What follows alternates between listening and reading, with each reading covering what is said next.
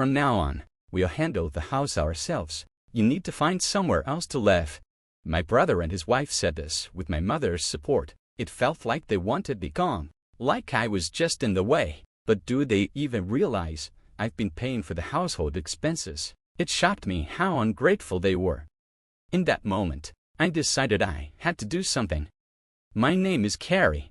I'm 30 years old and live with my parents.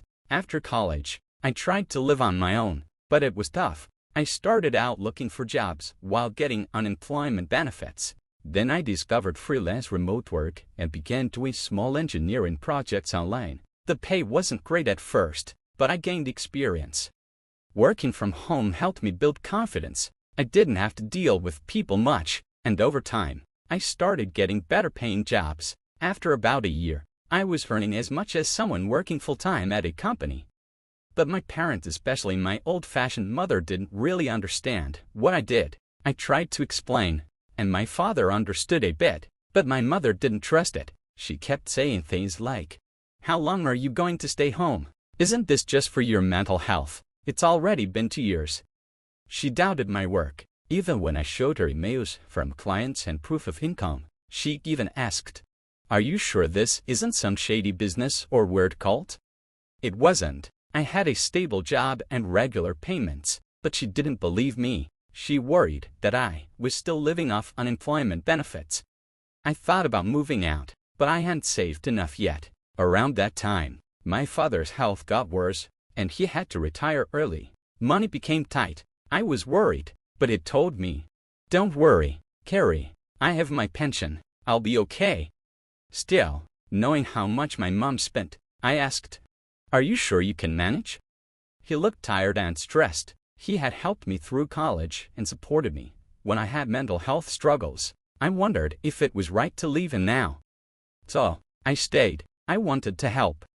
"Don't worry, Dad. I'll support the family now." He was surprised. "Really? But I didn't think you earned that much." "My income's steady now," I said and showed him my bank info. He nodded. "Carrie, I didn't know you were doing this well." I started covering the household bills, including my dad's medical expenses. Each month, I sent money to his account. I gave my mom a new card to use, since she had been using my dad's credit card before.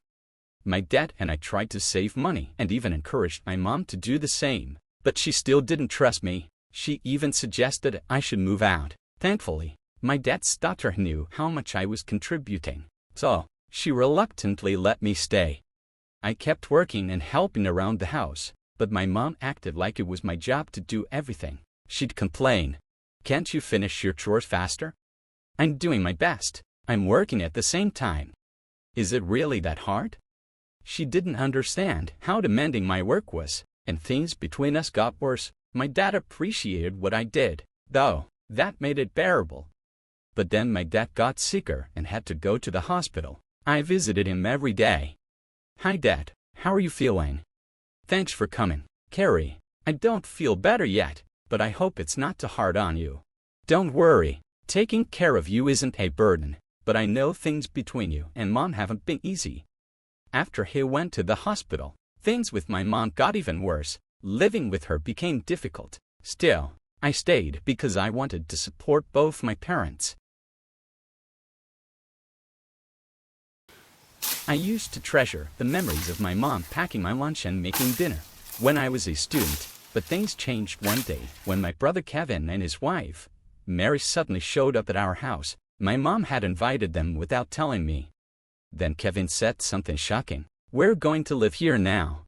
I asked why, and he said, "Mom was worried about you being alone while Dad's in the hospital."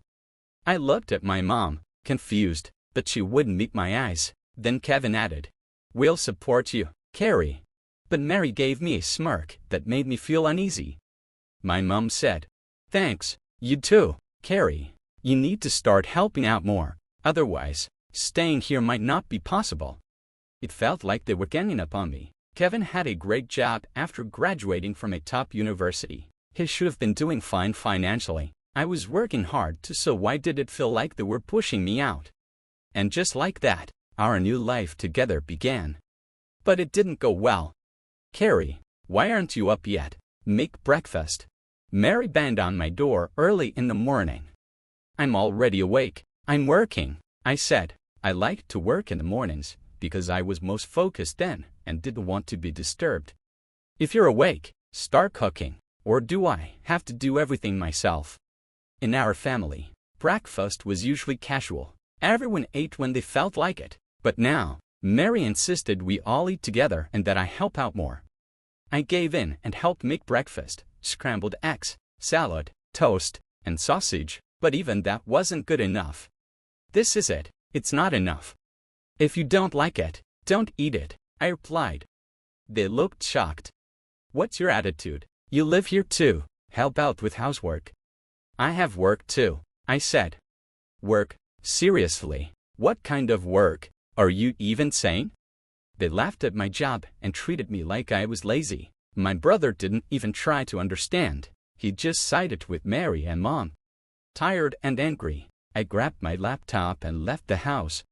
Where are you going? Kevin shouted. I didn't answer. I went straight to visit my dad in the hospital. He looked concerned when he saw me. Carrie, what's going on? I told him everything. He looked upset. I didn't know they were acting like that. I'm so sorry. Listen, you don't have to stay where you're not welcome. Live the life that makes you happy. His words gave me strength. Thank you, Ed. That was when I made up my mind. I was going to leave. Later that day, I came home, and the three of them, Mom, Kevin, and Mary were waiting. Where were you? Kevin, weren't you supposed to be at work? I took the day off because of you. That surprised me. Was his job really so easy to skip? Then things got worse. Get out, Kevin yelled. Why? I asked. From now on, it's just the three of us here. If you don't like it, leave. We don't need you hanging around like a burden. Even my mother joined in. That's enough, Carrie. You don't belong here anymore. Your father isn't around now. Her words hurt deeply. I wondered if she even realized how much money I had been contributing to the family. She bought designer goods every month. What would happen when that money stopped? I was done. I had tried explaining, but none of them would listen. They treated me like I didn't matter. So I decided to take action. First, I moved all the money I spent linked to my mom's credit card into different accounts in my name. I wanted her to feel the shock when the card suddenly stopped working. And that was only the beginning. I quietly moved some money from my father's account, one that had been helping pay for our family's expenses. Now, only his medical bills were covered from his personal funds, which my mother didn't know about. That meant my brother and his wife would now be responsible for most of the household costs. I wasn't sure how much my brother earned, but I knew he'd start to feel the pressure soon. After handling everything I needed to, I packed my things and said, I'm leaving. My mom, brother, and sister-in-law were surprised. Even though they had constantly picked on me, they didn't expect me to actually walk away. Still, judging by their expressions, they seemed pleased. Finally leaving. You've always been such a headache. You're not coming back, right? Their words were harsh. Of course not. Don't contact me, I said as I walked out. They smiled as I left, but I wondered how long that would last. Inside, I felt relieved. I started a new life, quiet, peaceful, and focused on my work. Just as I expected, I eventually got a call from my brother. I told you not to contact me. What's wrong? He sounded panicked. Oh, right, I mean, why didn't you tell me about everything? I did. I told you I was working, but neither you nor Mom believed me. Well, Mom said a lot, and I got confused. That's not really my fault, right? Sure, but I'm not living there anymore. I used to support the household. Now that I'm gone, it's up to you. He hesitated, then said, Carrie, I need your help. Can you send me some money? What? Please, Mom's been spending a lot, and we can't keep up with the bills. You're working at a good company, aren't you? Should you be able to manage? He went quiet, then admitted, actually, I got fired. It happened before I moved back in. That shocked me. It all made sense now. My brother must have returned home thinking There was enough money, especially with Dad's pension, and assumed he could coast for a while. He never imagined I was the one keeping the household afloat behind the scenes. Nah, they were feeling the reality I had quietly protected them from. Even Mary, his wife, got on the phone. "We really need help. We're almost out of savings." Then my mom chimed in.